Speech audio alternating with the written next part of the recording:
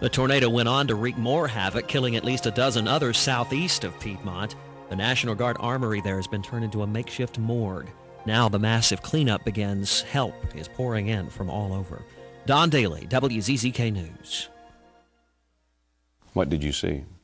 I saw people covered in dust and maybe living, maybe not. I couldn't tell.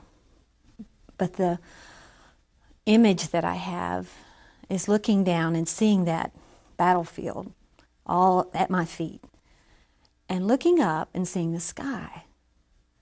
And you don't often get to stand in the middle of the sanctuary and see the sky. I was right in the center front. And I looked up and I saw the sky, and I remember offering the deepest prayer I've ever prayed in my life. Help. I just prayed help.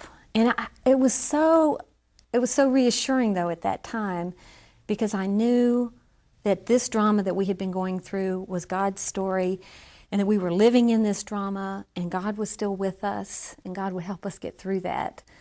And I never questioned that while I was in that sanctuary, because it almost felt like a drama, felt like the same thing. How did you physically react after you prayed that one-word prayer? The hardest thing was not to step on someone and not to hurt someone, because people were actually under layers, under the pews, or some of them to my right were under the roof. There were some pieces of the pews and wood and books that was on top of me. I moved them off and tried to make my way out to see if I could help. My first thought is, where are my children? I started looking for Hannah because I knew where she should have been. She was holding hands with a friend. Your last memory of her. Where did you find her? She was under a pew, and I just remember talking to her, and I patted her, and I said, "Mama's right here," and I just tried to stay with her. And then I saw a rescue worker coming, and I thought, okay, here's our angel. Because that was the first rescue worker I had seen at that point. And maybe that was 15 minutes later, I don't know how long, but it was a miracle that anybody knew where we were. And I just waved, were there children up here? Because I knew there were a lot of children, they were all in the front row. And he came up, and then at some point he just took Hannah away from me, and then I didn't know where they had taken her for a long time. So in a way, that was a blessing too, because I didn't know right then for sure, consciously, that she had died. I just kept believing maybe she was taken to a hospital and she'll be okay. So I didn't go with her, and I tried to just stay and help other people. And rescue people were getting there, and they was trying to get everybody situated, who was critical, who was not. And I just kept asking, where's my sister? Where's my dad at?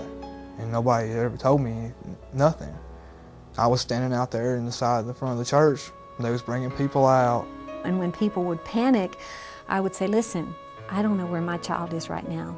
I don't know if she's alive or dead, but we've got to get through this.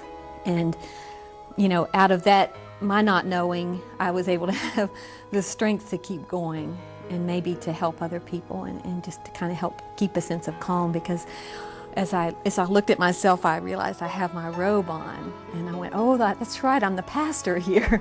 And so I think just though I was able to still be a pastor in as much of a capacity as I could, because this was my congregation.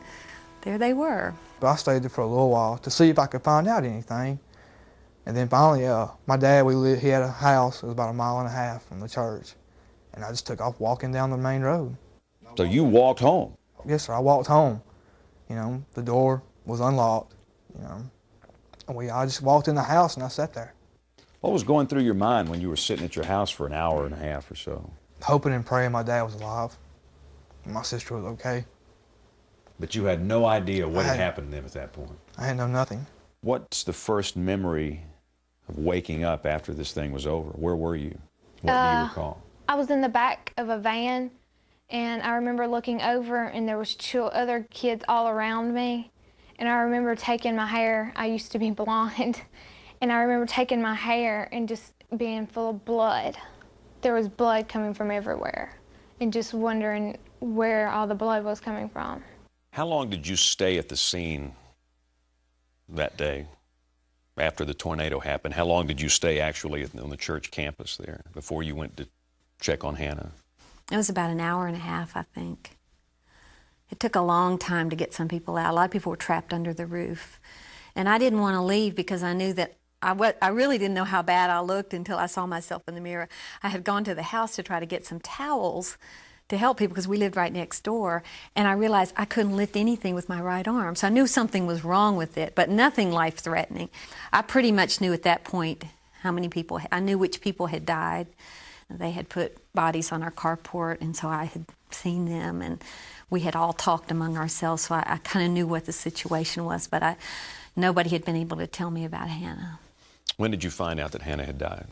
There was another band of storms coming through. I really asked them if they would just take me somewhere. So we went to the hospital, and then when I got to the hospital, people said, "What can we do?" And I said, "Please help me find Hannah." And then finally, by that point, I had so many friends who would come and other ministers, and they just were surrounding me. And then one of them came and said, "We just need to know what she was wearing." And I described it, and then they told me. And, then I had to let down and then try to get word to my family who were all over the place. The campus minister that we were working with there got a phone call from Alabama, and his telephone was not working properly, but he knew something was going on. His secretary had called them from the Wesley Foundation in Oklahoma. And so he was driving in one van, I was driving another van, and he pulled off the side of the road in this park. And he said, "Dale," he came, got me, and said, "You need to come up here with me."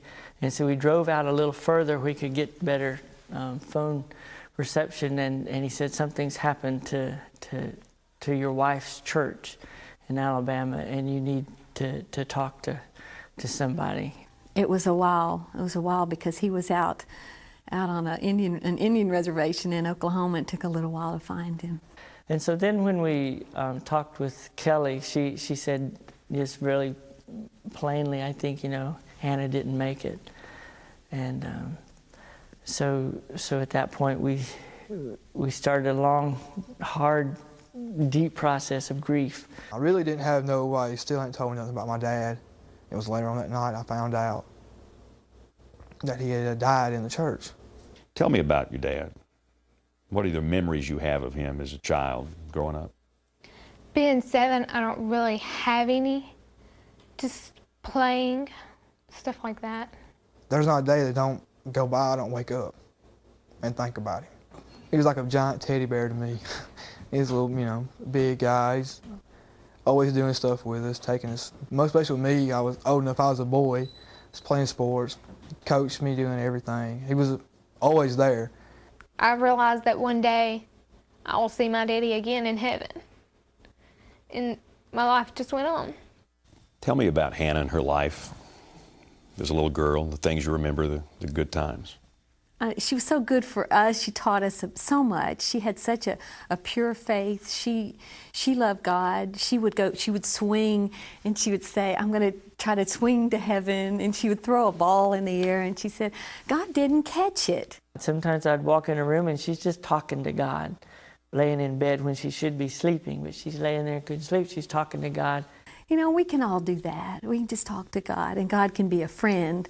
And she taught me that. And I really believe that God was her friend. My last memory of Hannah before I left on my trip, she was riding her bike around the church parking lot, which she loved to do, around and around and around and around. And she said, "I love you, Dad." And she came over and gave me a big hug and a kiss. And then she was off again. Hannah was not mine. She was a gift to be enjoyed. She wasn't mine for forever. She was just a gift. I received a gift of 4 years, and that's all.